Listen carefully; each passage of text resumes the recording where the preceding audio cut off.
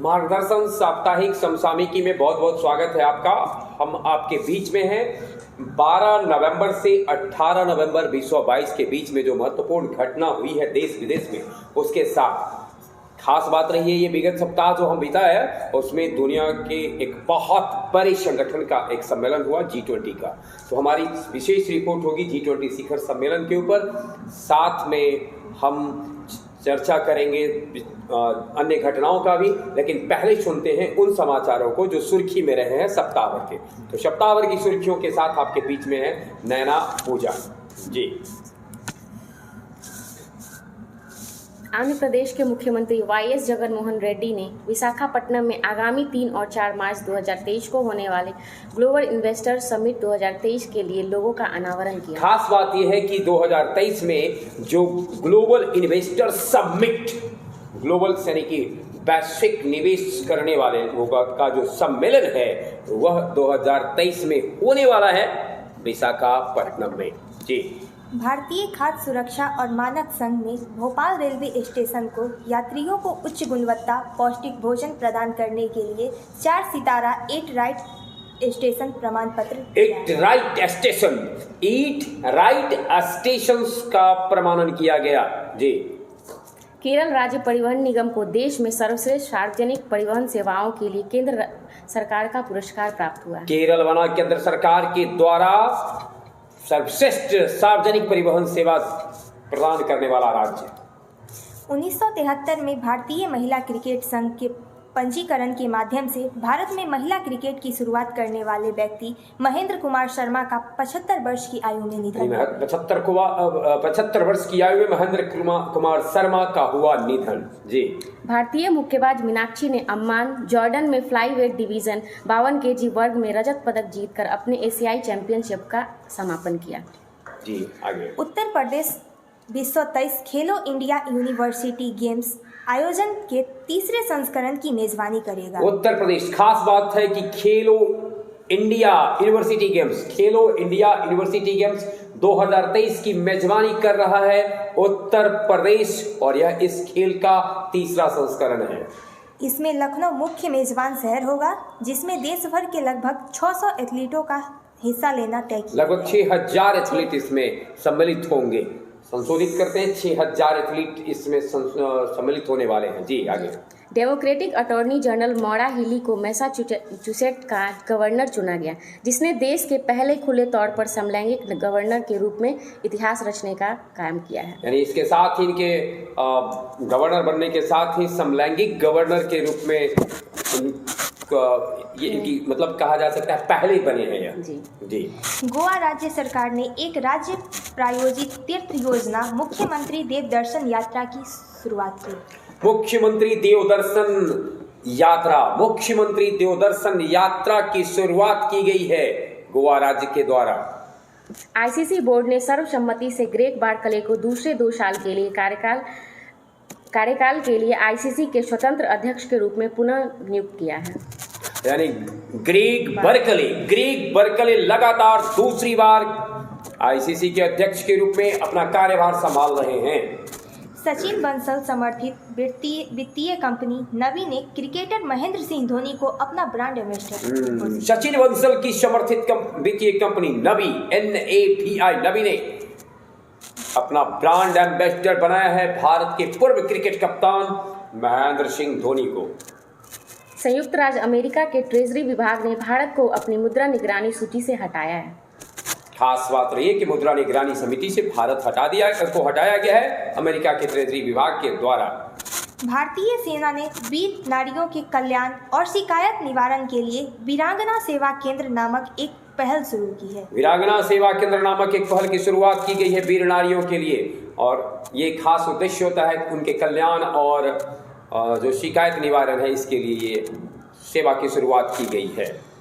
प्रसिद्ध गणितज्ञ और महान विद्वान पद्मश्री प्राप्तकर्ता श्री आर्डेल कश्यप का 85 वर्ष की आयु में निधन जी। आगे गूगल ने गूगल विश्व 22 भारत के लिए डूडल के विजेता की घोषणा की।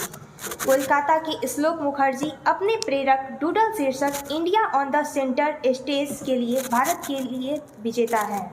India on the centre stage के लिए गूगल विश्व 22 भारत की चर्चा अगर की जाएगी, गूगल विश्व 22 भारत के लिए डूडल विजेता बने हैं श्लोक मुखर्जी जी। भारत में जन्मे नोबेल पुरस्कार विजेता प्रोफेसर वेंकी रामकृष्णन को ब्रिटेन के राजा चार्ल्स तृतीय द्वारा विज्ञान के लिए उनकी विशिष्ट सेवा के लिए प्रतिष्ठित ऑर्डर ऑफ मेरिट सम्मान से सम्मानित किया गया। ऑर्डर ऑफ मेरिट सम्मान काफी प्रतिष्ठित सम्मान है और भारत में जन्म लेने वाले नोबेल पुरस्कार विजेता वेंकी रामकृष्णन को ये पुरस्कार दिया गया है। राष्ट्रपति द्रौपदी मुर्मू ने ई कुंभ पोर्टल लॉन्च किया, जिसमें 12 अनुसूचित भारतीय भाषाओं में इंजीनियरिंग पाठ्यक्रम और किताबें उपलब्ध होंगी जी।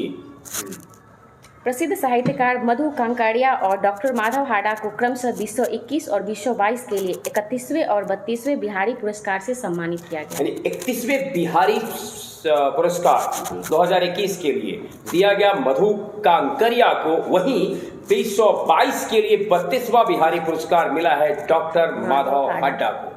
तो डॉक्टर माधव हाडा को मिला है और मधु कांकड़िया को मिला है जी।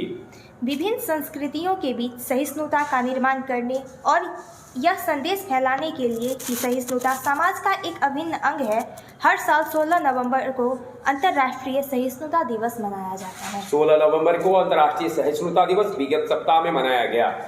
प्रधानमंत्री नरेंद्र मोदी ने तेलंगाना के पेदापल्ली जिले में रामाकुंडम फर्टिलाइजर केमिकल्स लिमिटेड उर्वरक संयंत्र को राष्ट्र को समर्पित किया है, जिसे 6,338 करोड़ रुपए लागत से पुनर्जीवित किया गया जी। भारतीय सेना ने बालोग की लड़ाई के हीरक जयंती समारोह को चिन्हित करने के लिए बालोग मेला का आयोजन किया। बालोग मेला का आयोजन किया गया है और ये खास बात है कि ये हीरक जयंती है, अर्थात कि 75 साल पूरे हो चुके हैं इसके। पाकिस्तान के प्रतिष्ठित spinner Abdul Qadir, West Indies के दिग्गज बल्लेबाज शिवनारायण चंद्रपाल और इंग्लैंड की कई बार की महिला विश्व कप विजेता कप्तान चार्लोट एडवर्ड्स को आईसीसी हॉल ऑफ फेम में शामिल किया गया है।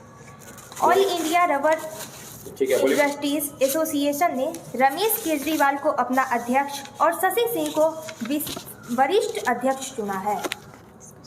रबर इंडस्ट्रीज एसोसिएशन ने रमेश केजरीवाल को अपना अध्यक्ष चुना है और शशि सिंह को वही वरिष्ठ उपाध्यक्ष चुना है। राष्ट्रीय प्रेस दिवस हर साल 16 नवंबर को देश के स्वतंत्र और जिम्मेदार मीडिया को स्वीकार करने और सम्मान देने के लिए मनाया जाता है, जो भारतीय लोकतंत्र का चौथा स्तंभ माना जाता है। भारतीय मूल के नोबेल पुरस्कार विजेता प्रोफेसर वेंकी रामकृष्णन को ब्रिटेन के राजा चार्ल्स तृतीय ने विज्ञान के क्षेत्र में उनके महत्वपूर्ण योगदान के लिए ऑर्डर ऑफ मेरिट से सम्मानित किया है। ऑर्डर ऑफ मेरिट का सम्मान मिला है और इसकी चर्चा अभी पूजा कर चुकी है जी। आगे टेबल टेनिस के दिग्गज अचंता शरद कमल को देश के सर्वोच्च खेल सम्मान मेजर ध्यानचंद खेल रत्न पुरस्कार से नामित किया गया है। देश का सर्वोच्च खेल सम्मान क्या कहा जाएगा, मेजर ध्यानचंद के नाम से दिया जाता है और इस बार ये खेल रत्न पुरस्कार जो है वो दिया गया है अचंता शरद कमल को जी। अचंता शरद कमल टेबल टेनिस के दिग्गज खिलाड़ी है। गौरतलब हो कि यह पुरस्कार पहले राजीव गांधी खेल रत्न के नाम से जाना जाता था, जिसे अब यह ध्यानचंद खेल रत्न पुरस्कार के नाम से दिया जाता है जी। राष्ट्रीय महिला आयोग ने 15 नवंबर को साइबर स्पेस में महिलाओं को डिजिटल रूप से सशक्त बनाने और कौशल प्रदान करने के लिए एक अखिल भारतीय परियोजना डिजिटल शक्ति अभियान के चौथे चरण की शुरुआत की। डबल ओलंपिक पदक विजेता पीवी सिंधु ने वर्ष 2022 के लिए फिट इंडिया मूवमेंट की फिट इंडिया स्कूल वीक पहल के लिए शुभंकर, तूफान और तूफानी का लॉन्च किया है। दिग्गज अभिनेता घट्टाम नेमी कृष्णा, जो कृष्णा गारू के नाम से प्रसिद्ध थे, उनका 15 नवंबर को हैदराबाद में निधन। कृष्णा गारू का निधन हो गया 15 नवंबर 2022 ईस्वी को। 80 वर्ष की अवस्था में उनका निधन हुआ है। तेलुगु फिल्म के सुपर स्टार जो वर्तमान में है महेश बाबू, इनके पिता हैं ये कृष्णा गारू जी। सेना प्रमुख general Manoj Pande Neuve Chapelle Indian memorial पर माल्यार्पण करने के लिए फ्रांस की 4 दिवसीय यात्रा पर गए हुए हैं। मैरी कॉम, पीवी सिंधु, मीराबाई चानू और गगन नारंग को भारतीय ओलंपिक संघ एथलीट आयोग में चुने गए। 14 नवंबर को भारतीय ओलंपिक संघ के एथलीट आयोग के सदस्य के रूप में कुल 10 खिलाड़ियों, जिसमें टेबल टेनिस खिलाड़ी अचंता शरद कमल, हॉकी खिलाड़ी रानी रामपाल, तलवारबाज भवानी देवी, नौकायान खिलाड़ी बजरंग लाल और पूर्व शॉटपुट खिलाड़ी ओपी करहाना शामिल हैं जी।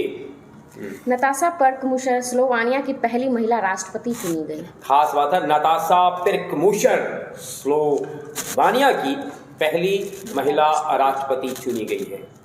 अप्रैल में प्राग हाफ मैराथन के विजेता केनेथ क्रिपॉप रेंजू को संदिग्ध डोपिंग के लिए निलंबित केन्या एथलीट को 5 साल के लिए प्रतिबंधित कर दिया गया है जी।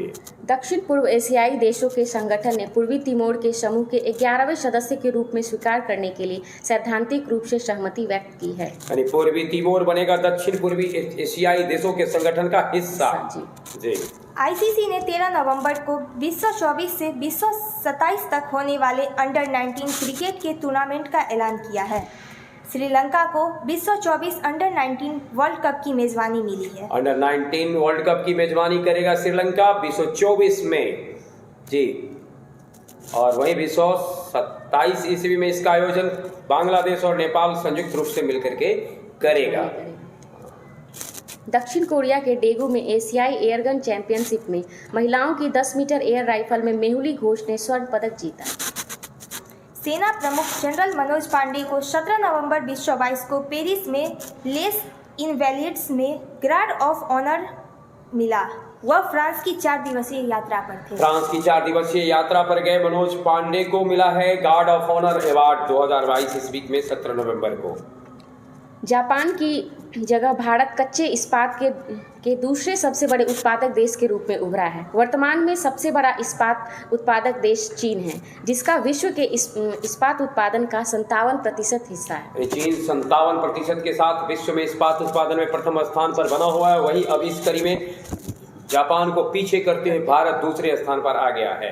प्रधानमंत्री मोदी ने ईटानगर में होलांगी में अरुणाचल प्रदेश के पहले ग्रीनफील्ड हवाई अड्डा डोनी पोलो एयरपोर्ट का उद्घाटन किया।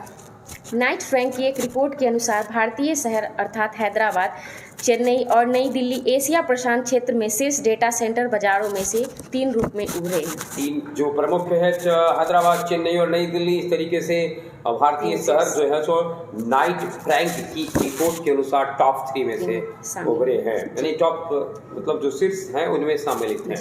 ये खास रिपोर्ट थे। और अब हम थोड़ा सा चर्चा करते हैं विशेष रूप से G20 शिखर सम्मेलन पर। सर्वप्रथम G20 है ग्रुप ऑफ 20 कंट्रीज। G20 19 देशों के साथ एक यूरोपीय यूनियन का समूह है। इस समूह में वो देश सम्मिलित हैं जो अर्थव्यवस्था के मामले में टॉप पर हैं।